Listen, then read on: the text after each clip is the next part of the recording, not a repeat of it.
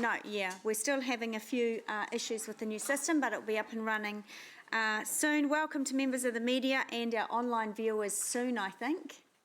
Oh, we are live. Okay, great. And also welcome Honourable Tim McIndoe, who is in the audience with us this morning. So I'm officially opening the Regulatory and Hearings Committee of 14th of August 2019. There are a few items on the agenda. Now, first up, I have apologies from Mangai James Fetu. That's the only apologies that I have received. Are there any others? I don't think so. So with that, I'll move the apologies being received, seconded by Councillor Bunting. All those in favour? Any against? That's carried. Confirmation of the agenda. I will move that the agenda is as in your papers, seconded by Councillor Tooman. All those in favour? Any against? That's carried. Just for members of the audience and online viewers, we are looking at our devices because we are doing our best to go paperless. Declarations of interest. I'm declaring that I have a conflict of interest on item 5, and my preference will be not to participate. When we get to that item, I will be handing over to the Deputy Chair, Councillor Tooman, to take over the role of chairing the meeting. Any other declarations of interest? There are none. Does that need to be moved and seconded? No, it doesn't, does it? No, that's it. No. That's the confirmation of the minutes. Right, okay. Well, let's move to item 4. Confirmation of the minutes of the 30th of July. I can confirm that those minutes are a true and accurate record of that meeting, so I will move those minutes. There are no comments. Seconded by Councillor Bunting. Thank you, Councillor. All those in favour? Any against? That's carried. Thank you. Right, I will now hand over to the Deputy Chair, Councillor Tooman, to proceed with item 5.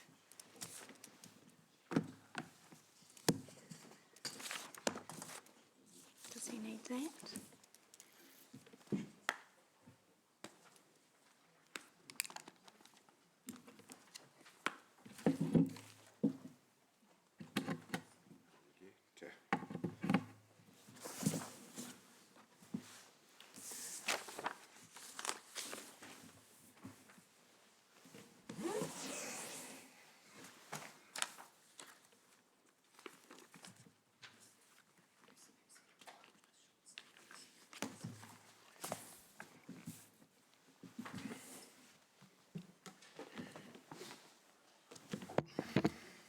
Okay, good morning everybody.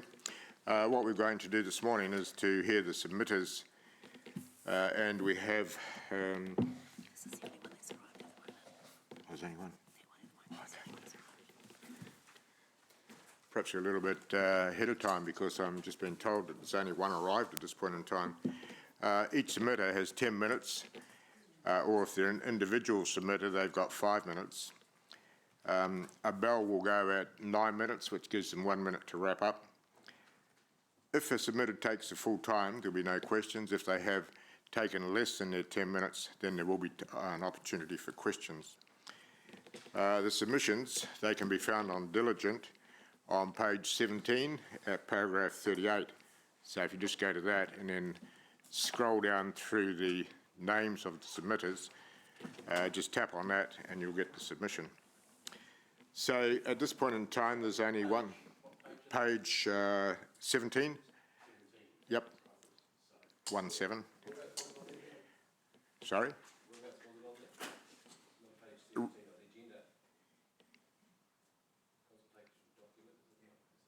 And it says click here.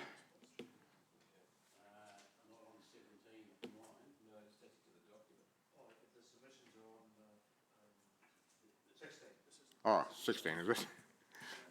Oh, no, it's a business case. Paragraph 38, yeah. Page 17.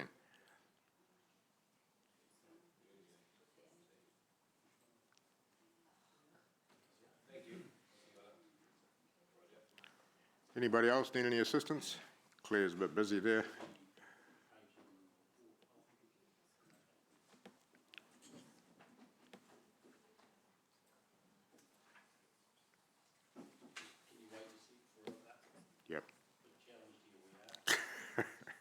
You shouldn't be, Dave.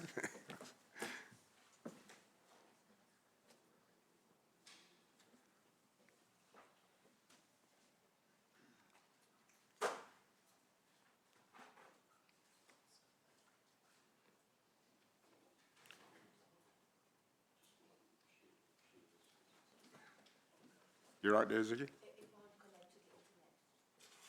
Oh, Yeah, I'm just, oh, okay.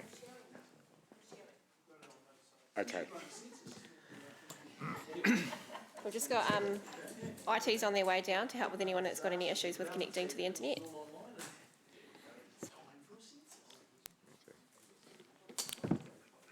there's just one other matter. We have also received a petition, but unfortunately this cannot be validated. As I understand, there's only 48 of the petitioners who are confirmed residents within Hamilton. So according to the governance, we won't be able to accept that. And today all we're going to do, of course, is here. Relate to this? Yeah, yep. Can we get a copy of that anyway, just the, not all the signatures, just the wording it, not now, but Yep. at some stage? Becca can arrange that, yep. Chair, can we suspend standing orders so we can accept it? Because, only you can do that if you have a, like a technicality like we did with that last submission. You can actually suspend standing orders and accept it. So, through you, Mr Chair, paragraph 39 of your report refers to the petition, and the topic of the petition is set out in there. The petition, it's quite simple. It's calling on council to maintain Tasman Road as an open road for all vehicular traffic and not to close the road for the purpose of urbanising a transport hub at Tasman Road. So paragraph 39. Thanks, Chris. So did you want me to respond to the petition? Yeah. So governance advises that the petition has been through the process with respect to standing orders and it being validated and it didn't meet the criteria. It only had, I think, about 48 signatures that were able to be verified as Hamilton, on the electoral roll for Hamilton as per the process. But as Chris mentioned, we have put it into the report as we have received it and we acknowledge that we've received it. Yeah. Sorry, I had a discussion with the former mayor this morning about that. Can we actually park standing orders to accept a petition? If it's helpful. I wouldn't recommend it with respect to the process being followed and being able to, in terms of setting a precedent for future petitions and Right. how we receive those. Yeah. So we're more than welcome to have a look at that criteria down the line. Yep. But I wouldn't recommend it for this instance. Yeah, no, I'm But not it is, as Chris said, it is in the report and it has been acknowledged. Yeah, And no, it's it is keen to know the attached, I options. think, to the report as well in terms of the front page. Yep. Right, thanks, Becca, thank you. So it hasn't been formally received, has it? We've got it, but it hasn't been received. Yeah, so we've received it, it just hasn't been validated under the petition criteria and standing orders. Okay. So we'll get our first submitter, which is Sean Stevens. Sean, would you like to come forward just over here to the to my left? You've got, as I mentioned, you've got 10 minutes. If you want to make it a bit briefer, you'll have opportunity for questions. And there's behind you there is a clock. Is that working or? It is working. Okay. They've got 10 minutes and the bell will go at 9 minutes, which will give you an opportunity to wrap up. Sorry, when we're getting a submitter, Mr Chair, could you give us a clue as to where in these are numbers? Yeah, these were not hyperlinked, unfortunately, Claire tells me, which is normally the case. But we've got all the, you have If to I look at could the just name of the person, for the name of the person. Yeah, that was a great big long list, I'm sure. If you just hit at the top, there's a tab to say alphabetical. If you put them into alphabetical order, you should be able to bring up the people's names readily. I do apologise for not having them hyperlinked. You got it? Okay. The clock hasn't started yet, Sean, so just when you're ready. Okay. Thank you, Mr Chair and panel. I'm here on behalf of our company, Vehicle Inspection New Zealand. We have a large testing station at 61 Tasman Road, which is within a couple of 100 metres of where the proposed hub is due to be put. Now, I'd like to, in our submission, we put forward 2 points which I'd like to cover today. One is on access, the other is on public safety. I'll start with the public safety one because it's quite high on our agenda at the moment. Many of you, or some of you, may have heard that at our VINS testing station in February we had an accident which involved a bus at low speed and a pedestrian. Unfortunately, that resulted in the death of that person, and as such, we are very keen to avoid any pedestrian versus bus, truck, anything anywhere around our station. And one of the things that was highlighted to me when I first looked at the proposal, while I think the overbridge is a fantastic idea, I think that the overbridge should go further and go over the top of Tasman Road and into the parking area. At present, the way that it's drawn on here, pedestrians either can't access it or would have to cross Tasman Road even though there's buses there. Now, admit the buses will only be going at low speed, and it has been proposed that it's a restricted area. That doesn't change the public safety risk. The easier thing would be to extend the overbridge into the park. Now, if I get on to the subject of access, many of the vehicles that we have through our station is primarily heavy transport. The bulk of those come from the north end of Arthur Porter Drive and travel down Tasman Road. The proposal with the future road and coming from Arthur Porter, currently our trucks or our customers are turning out from the north end of Arthur Porter Drive, are turning left onto Te Kauai East Road and then right down Tasman Road, coming down Tasman Road. Tasman Road is currently a higher speed limit, certainly higher than what we would be happy with, what we are happy with, and we have asked on a few occasions to get that looked at. But the proposal closing that road, the Tasman Road, to that traffic means that the heavy transport traffic coming out of the north end of Arthur Porter Drive would have to turn right across Te Kauai East Road, come all the way around down Arthur Porter Drive. There's the proposal for the future road, which is on a very oblique angle where it meets Arthur Porter Drive. A lot of the trucks, bearing in mind that the high productivity units now are 22 and a half to 23 metres, will have a lot of trouble getting around that corner that's proposed. Also, the end of the future road closest to the proposed transport hub, there is walking, biking areas on the southern end of that. The only way for our customers to access us would be to take that future road and then have to take a right turn back into Tasman Road, short of them driving all the way down, carrying on and coming back through the long way of Tasman Road. Now, the reason that most of our customers use that Tasman Road entrance is if you try to put a 23-metre rig down the southern end of Tasman Road, it gets quite skinny, it's got some nasty corners, and the access isn't great as it is. So, so the 2 points really are the access, particularly given the future road. Our preference would be to extend the overbridge into the park and leave Tasman Road open, albeit with a lesser speed limit. Councillor Dave. Tasman Road at the moment is essentially still a country road, isn't it, in terms of its edging and width and all of that sort of stuff. And the speed limit is 80, if I'm right, 80. Is that correct? Yeah, yes. Thanks. So you're saying that's inappropriate. What would you regard as a better speed for that type of old country road?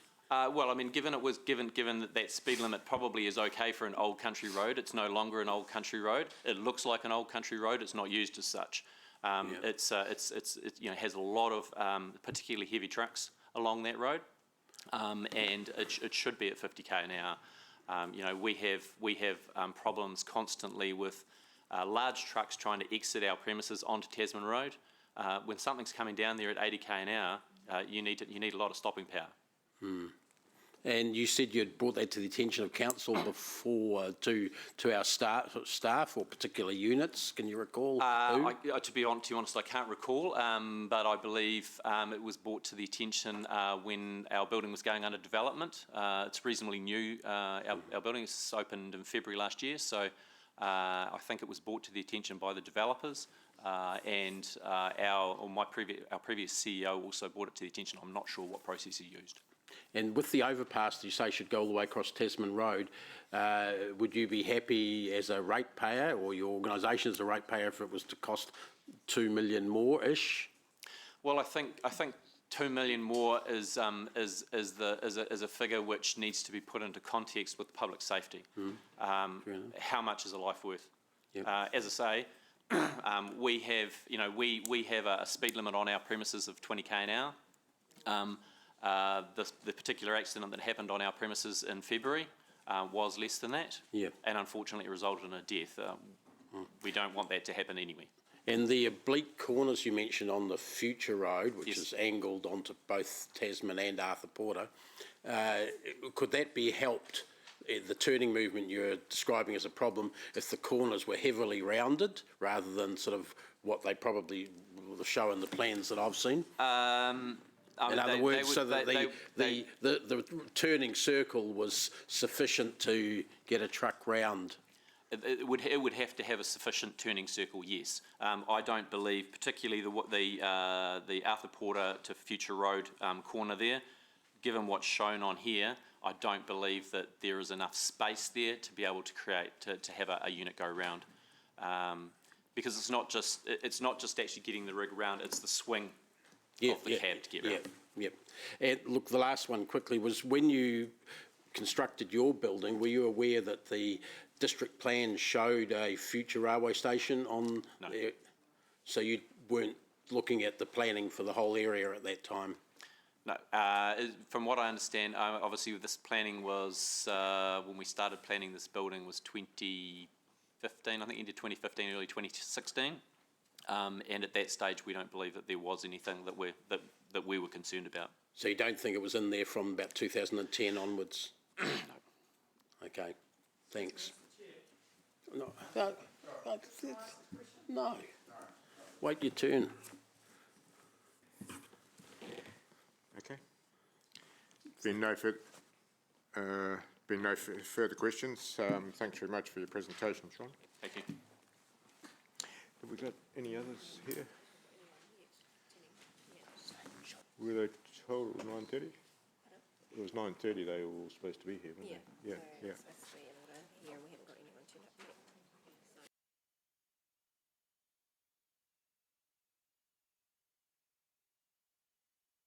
Submitters have arrived at this point in time.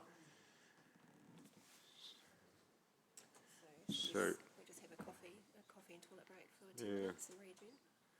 See if anyone else turns up. so let's take a break for 5-10 minutes and see if anybody else turns up, otherwise it might be an early day. So the order of submitters, that's supposed to be what's on that last page of the agenda? Yep.